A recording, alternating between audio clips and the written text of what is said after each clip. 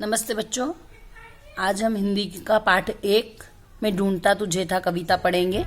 इसके कवि श्री रामनरेश त्रिपाठी जी हैं। कविता के माध्यम से हम क्या क्या सीखेंगे, यहाँ हमें बताया गया है। कविता का भाव, कविता हमें किस लिए, इस कविता के माध्यम से कवि हमें क्या कहना चाह रहा है वह हम सीखेंगे। उसका भाव क्या है। वर्तनी सुधार, वर्तनी मतलब कुछ शब्द गलत हैं तो हम उन्हें कैसे सुधार कर लिखेंगे। फिर विलोम शब्द, इस कविता के माध्यम से हम विलोम शब्दों को भी पढ़ेंगे।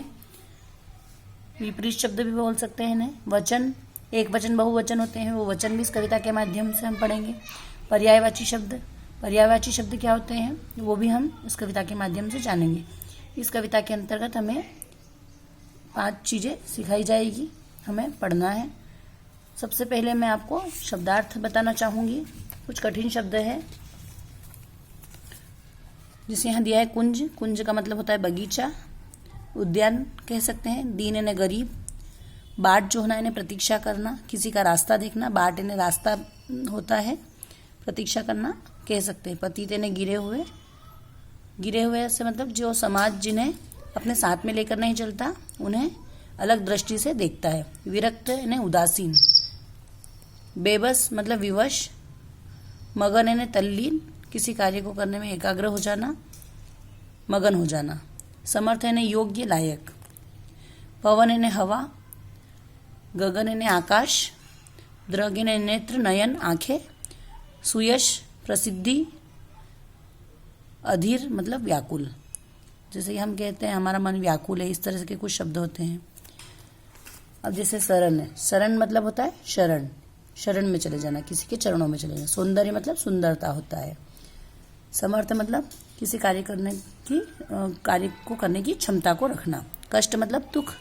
अधीर यानी व्याकुल।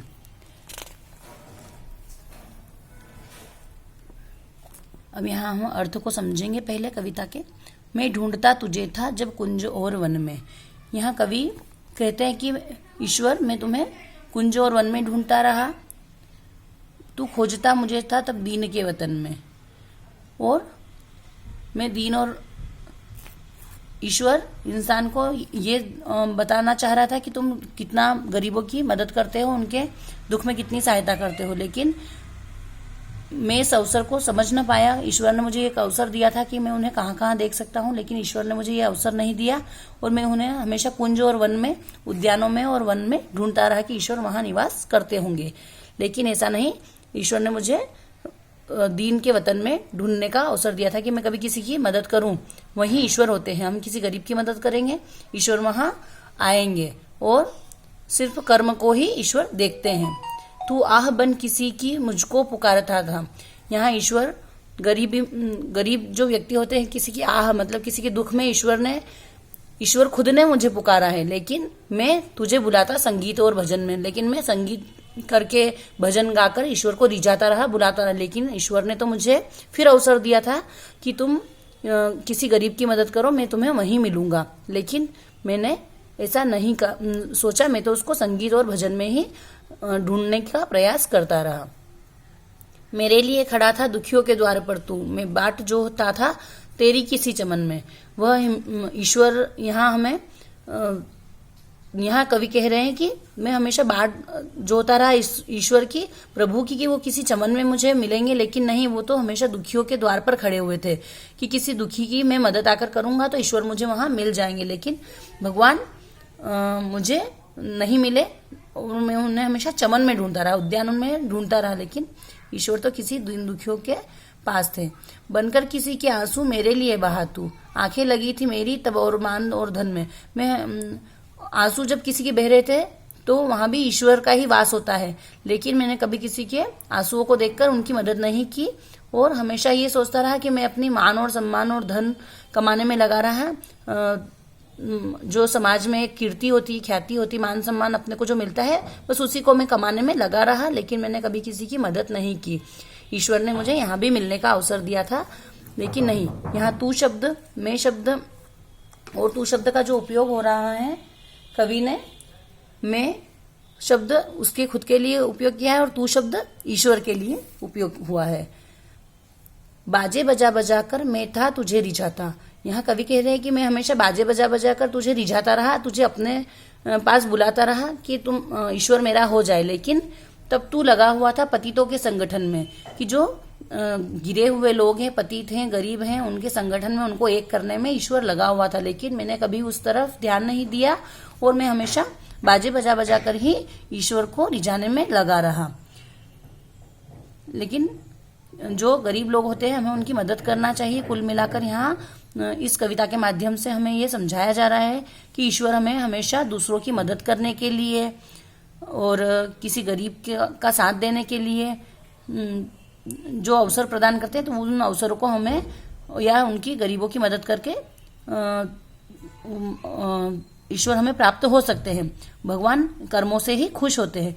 मैं था विरक्त जग से इसकी अनित्यता पर, मैं इस जग से विरक्त था, उदासीन था और इसकी अनित्यता पर, जो थोड़े ही समय में क्षण भंगुर है, जिसको कहना चाहिए जो खत्म हो जाती है, कि थोड़ी सी खुशी मिलेगी थोड़े समय बाद खत्म हो जाती है, लेकिन मैं हमेशा अपनी ही इस जो जग के अंदर, संसार के अंदर जो जो खुशियां थी उसी में अपने आप में ही मगन रहा, उत्थान भर रहा था तब तू किसी पतन में।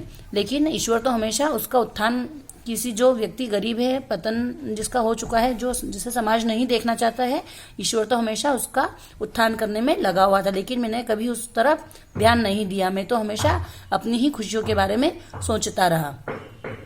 बेबस दुखी जनों के तू बीच में खड़ा था, मैं स्वर्ग देखता था झुकता कहाँ चरण में।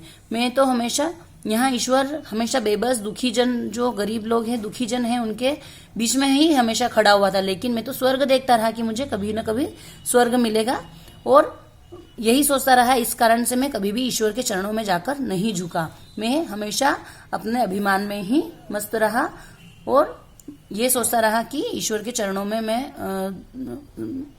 ईश्वर मुझे हमेशा स्वर्ग में ही मिलेगा। इस तरह से मैं सोचता रहा। तूने दिए अनेकों अवसर न मिल सका मैं, तू कर्म में मगन था मैं व्यस्त था कथन में।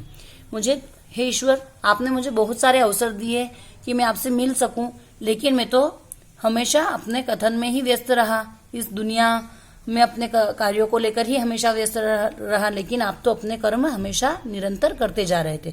कैसे तुझे मिलूंगा जब भीड़ इस कदर है, हैरान हो के भगवान आया हूं मैं शरण में। कि ईश्वर, मैं आपसे कैसे मिल सकूंगा? हर एक जो आपको, ईश्वर को चाहने वाले हैं, ईश्वर को पूजने वालों की इतनी भीड़ है, और अब मैं इस दुनिया से हैरान हो गया हूँ। हे भगवान, अब मैं आपकी शरण में आया हूँ। शरण मतलब शरण में आया हूँ। यहाँ कवि कह रहे हैं कि तू रूप है किरण में, सौंदर्य है सुमन में, तू प्राण है पवन में, विस्तार है गगन में।